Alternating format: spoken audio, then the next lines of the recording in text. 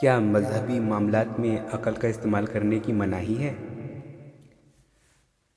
ہم نے یہ دیکھا ہے کہ جب کسی کے فرقہ وارانہ عقائد سے ہٹ کر انہیں قرآن کی طرف متوجہ کرنے کی کوئی عقلی دلیل دی جائے تو اکثر لوگ ان دلیلوں کو نہیں مانتے اور یہ کہتے ہیں کہ مذہب کے معاملات میں عقل نہیں لگائی جا سکتی، بس ان معاملات کو جس طرح لوگ مانتے آئے ہیں ہمیں بھی مان لینا چاہیے اور ان پر عمل کرتے رہنا چاہیے۔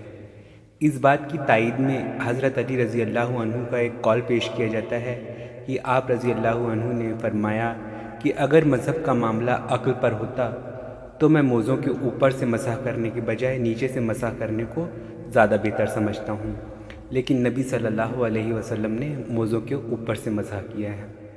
حضرت علی کا یہ قول ابو داؤد شریف کتاب طہارت حدیث 164 میں موجود ہے۔ کیا اس روایت میں واقعی مذہب میں عقل لگانے کی مناہی ثابت ہوتی ہے؟ اس بات کو سمجھنے کے لیے ہمیں روایت میں بیان کی گئی بات یعنی موزوں پر مسح کی وجہ کے بارے میں پتہ کرنا ہوگا۔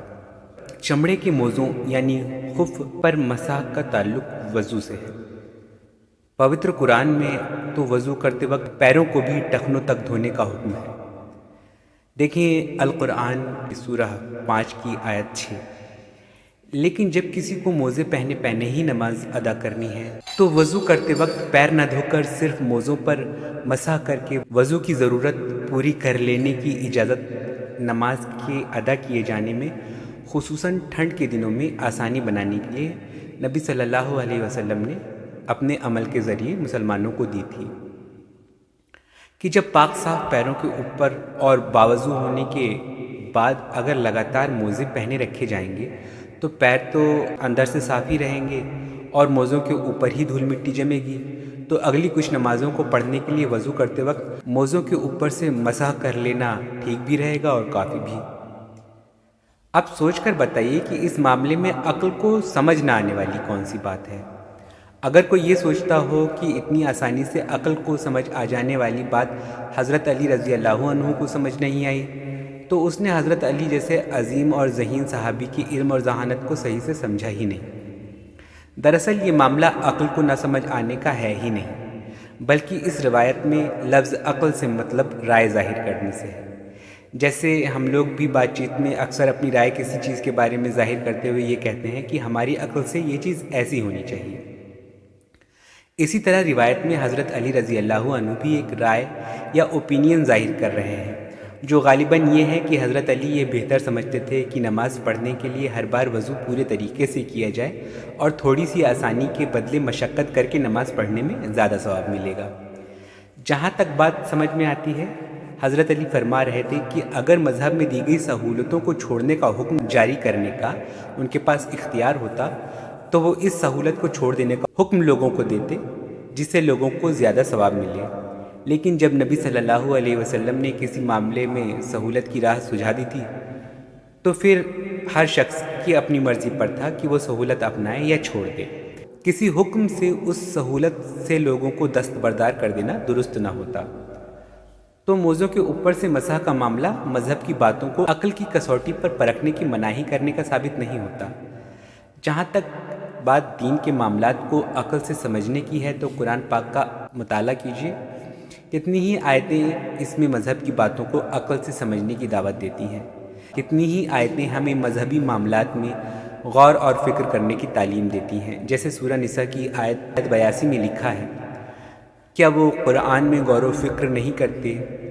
اگر یہ اللہ کے علاوہ کسی اور کی طرف سے ہوتی تو وہ اس میں یقیناً ہی بے میل باتیں اور برودھا بھاس پاتے۔ افلا يتدبرون القرآن ولو كان من عند غير الله لوجدوا فيه اختلافا كثيرا۔ اسی طرح سورہ 7 کی آیت 29 میں لکھا ہے کہ یہ ایک برکت والی کتاب ہے جس کو آپ صلی اللہ علیہ وسلم پر اتارا گیا ہے تاکہ وہ لوگ اس کی آیتوں پر غور اور فکر کریں اور عقل اور سمجھ والے لوگ اس سے نصیحت حاصل کریں۔ کتاب أنزلناه إليك مبارك ليدبروا آياته وليتذكر أولو الألباب۔ تو بھائیوں، اپنی عقل کھولیے اور دین میں اس کا استعمال کیجیے۔ اس بات سے نہ ڈریے کہ آپ دین میں عقل لگانے سے گمراہ ہو جائیں گے، کیونکہ یہ اللہ کا وعدہ ہے کہ جو بھی شخص دین کی راہ میں کوششیں کرے گا، اللہ اس شخص کو اپنی راہیں سجھا دے گا۔ قرآن کی سورہ 29 کی آیت 69 میں 69 میں یہ بات لکھی ہوئی ہے، یعنی دین کو سمجھنے کی کوشش میں رہنے والوں کے گمراہ ہو جانے کا کوئی بھی چانس نہیں ہے، بشرطے اس کی کوششیں سچی اور ایماندار ہوں کہ وہ دین کی سچائی کو جاننا چاہتا ہے، جو اللہ تعالیٰ نے اس کے لیے دین اتارا ہے وہ جاننا چاہتا ہے، کہ وہ نیکی کی طرف بڑھنا چاہتا ہے، وہ گمراہی کی طرف جانے کے لیے عقل نہیں لگا رہا ہے۔ اگر اس کی کوششیں ایسی ہوں گی، خالص ہوں گی، تو پھر اللہ اس کی مدد کرے گا اور اس کو دین کی سچی راہیں سجھا دے گا۔ اگر وہ دنیا کمانے کے لیے دین میں عقل لگائے گا، اپنے مطلب پر ڈھالنے کی کوشش کرے گا، تو اس دنیا میں بھلے اس کا مقصد شاید حل ہو جائے، لیکن آخرت میں اس کو سخت سزا ملنے والی ہے۔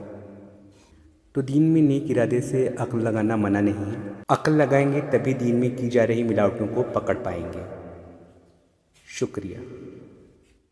میں نے جب دین کو عقل لگا کر سمجھا تو دین کے قریب آیا، جب تک بنا عقل لگائے صرف دوسرے لوگوں کی باتیں سنتا تھا، دین سے میں دور تھا۔ تو میرا ایکسپیرینس یہ ہے کہ دین میں عقل لگانے والے دین کے قریب آ جاتے ہیں، گمراہ نہیں ہو جاتے۔